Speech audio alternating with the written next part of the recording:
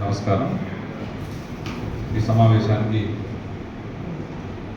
వచ్చినటువంటి ఆర్జేసీ కృష్ణ గారికి, పొన్న వెంకటేశ్వర గారికి, మాటేటి నాగేశ్వర గారికి, పసుమర్తి రామన్న గారికి, వంగాల వెంకట గారికి, చేటి కృష్ణ గారికి, తోట రామారావు గారికి, మక్కుల్ గారికి, శిలచితి వీరభద్రం గారికి, రుద్రగానపల్లి గారికి, అదేవిధంగా వేదిక మీద ఉన్నటువంటి మిగతా బీఆర్ఎస్ పార్టీ నాయకులందరికీ ప్రతి ఒక్కరికి ధన్యవాదాలు తెలియజేస్తూ ఈరోజు పత్రికా సమావేశం నిర్వహించడం ఉద్దేశం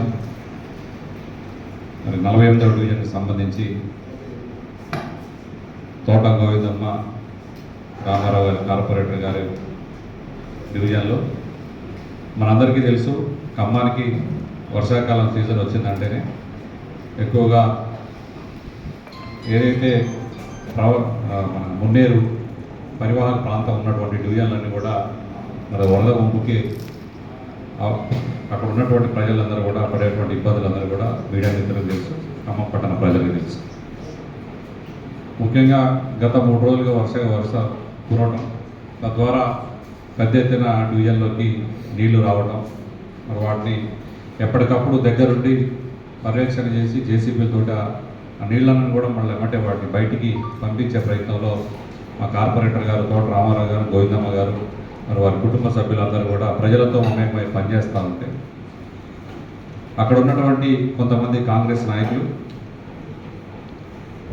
తోట రామారావు గారు ఏదైతే మరి అధికారులతో మాట్లాడి అక్కడికి పని యంత్రాలు జేసీబీ కానీ వర్కర్లకు కానీ తెప్పించి పని చేపిస్తూ ఉంటాయి.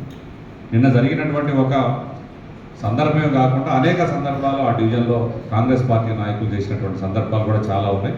నిన్న జరిగింది అక్కడ జేసీబీ దగ్గర నిలబడి తోట రామారావు గారు అధికారులతో మాట్లాడి తీసుకొచ్చినటువంటి జేసీబీలు ఏదైతున్నాయో వాళ్ళ దగ్గర నిలబడి పని చేస్తూ ఉంటే, పని చేపిస్తూ ఉంటే ఇంకోటి జేసీబీ దగ్గరికి వెళ్ళి అక్కడ ఉన్నటువంటి కాంగ్రెస్ నాయకులు ఫోటోలు దిగి మేము తీసుకొచ్చి చేపిస్తామని చెప్పి ప్రజలకి అబద్ధాలు చెప్తూ అక్కడ ఉన్నటువంటి కార్పొరేటర్ని బదనాం చేసేటువంటి ప్రయత్నంలో కాంగ్రెస్ పార్టీ కార్యకర్తలు నిమగ్నం అయితే దాన్ని ఖండించాల్సింది పోయి ఇవాళ కాంగ్రెస్ పార్టీ జిల్లా అధ్యక్షుడు, అదేవిధంగా మేయర్ గారు మరియు మిగతా కార్పొరేటర్ నాయకులు అందరూ కలిసి వాళ్ళ ప్రెస్ మీట్ పెట్టి వరదలు ఉధృతంగా వస్తున్న కారణం చేత మేము సహాయ సహకారాలు అందిస్తూ ఉంటే ప్రజలకి మాపై దాడి చేస్తూ ఉన్నారని చెప్పి ఇవాళ ఇష్టం వచ్చినట్టుగా మా కార్పొరేటర్ గారి మీద, అదేవిధంగా బీఆర్ఎస్ పార్టీ నాయకులారా ఖబర్దార్ అని చెప్పి మాట్లాడుతూ ఉన్నారు కాంగ్రెస్ పార్టీ నాయకులు.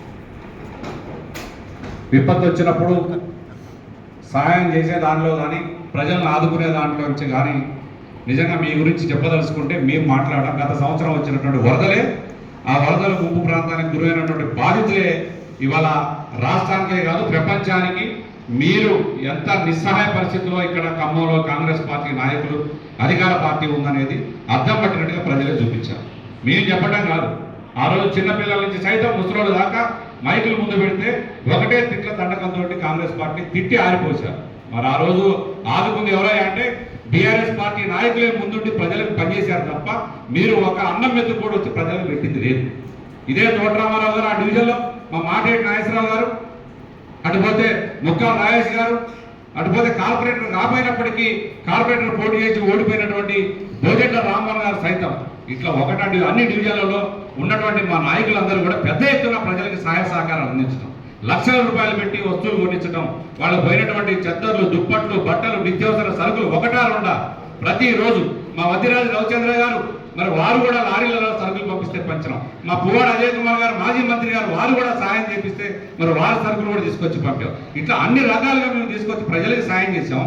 మీరేమో మీ క్యాక్ మాత్రం కన్నాంతరాలు దాటింది.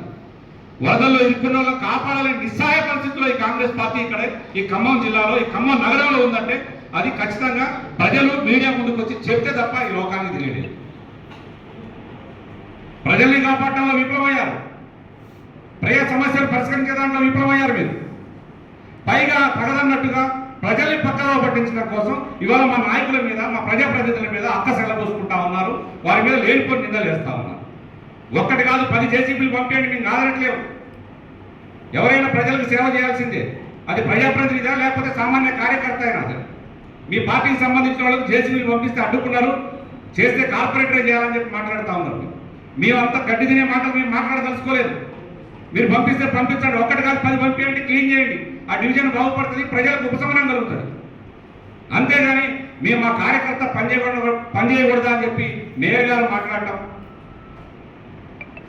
మేము గాంధీలం కాదు భగత్ సింగ్లని రెచ్చిపోతాం, ఖబర్దార్ కాంగ్రెస్ బీఆర్ఎస్ పార్టీ నాయకులారా అంటాం, రౌడీ సీటర్లు అంటాం. ఏది మీరు మాట్లాడదు, ఏం మాట్లాడదలుచుకుంటాం? మేము ఉడత బెదిరింపులకు భయపడడానికి ఇక్కడ ఎవరు లేరు, గాజులు వేసుకొని కూడా కూర్చోలేదు. ప్రజల కోసం, ప్రజా సమస్యల కోసం నిత్యం తెగించి కొట్లాడి పోరాడేదే బీఆర్ఎస్ పార్టీ. ఖచ్చితంగా రాబోయే రోజుల్లో కూడా ఇంకా మీరు ఏదైతే ప్రజలకు ఇచ్చినటువంటి హామీల పట్ల కావచ్చు, ఇక్కడ మీరు విస్మరిస్తున్నటువంటి పనులను కావచ్చు, ఎప్పటికప్పుడు మేము ఏదైతే చూపడంలో ముందే ఉంటాం.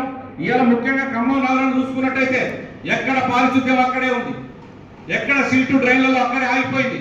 సిల్ట్ ఆగిపోయి డ్రైనేజ్ వాటర్ రోడ్ల మీదకి వచ్చి ఇళ్లకు చేరి ఇవాళ దోమలు కలిసి ప్రజలు ఎక్కడ లేని ఇబ్బందులు పడతా ఉన్నారు. ఇవాళ ప్రభుత్వ ఆసుపత్రిలో కావచ్చు, ప్రైవేట్ ఆసుపత్రిలో కావచ్చు, ఇవాళ డెంగ్యూ విషజ్వరాలు వచ్చినటువంటి ప్రజలు, ఖమ్మానికి సంబంధించినటువంటి ప్రజలు 45% హాస్పిటల్లో ఉన్నారంటే అందులో అసహ్యత లేదు. ప్రజల పట్ల మీకున్న చిత్తశుద్ధి ఇదేనా? గతంలో మా అక్కడ పనిచేసినటువంటి పువ్వాడ అజయ్ కుమార్ గారు మంత్రిగా ఉండి సైకిల్ వేసుకొని చెప్పి పొద్దున్న లేస్తే ఇల్లు తిరిగిండు, కాలువలు తీసిండు, ప్రతి ఇంటికి పోయి మీ సమస్యలు ఏంటని అడిగిండు. ఆయన పోవటమే కాదు, జిల్లా కలెక్టర్, ఎస్పీ, కమిషనర్, అధికారులు అందరినీ ఎండబెట్టుకొని ఇల్లు తిరిగిండు. ఇవాళ ఒక్కళ్ళని చూస్తూ ఉన్నామా? మీ కాంగ్రెస్ పార్టీలో సంబంధించిన ప్రజాప్రతినిధులు ఒక్కళ్ళన్నా ఇళ్ళకి పోతుందా? ఏ పేదవాడి ఇంటికైనా పోయారా? ఏ స్లమ్ ఏరియాలో పోయి పొద్దున్నే పనులు చేశారా? అధికారులు తీసుకుని పని చేయించారా? ఈ సోయి లేదు మీకు.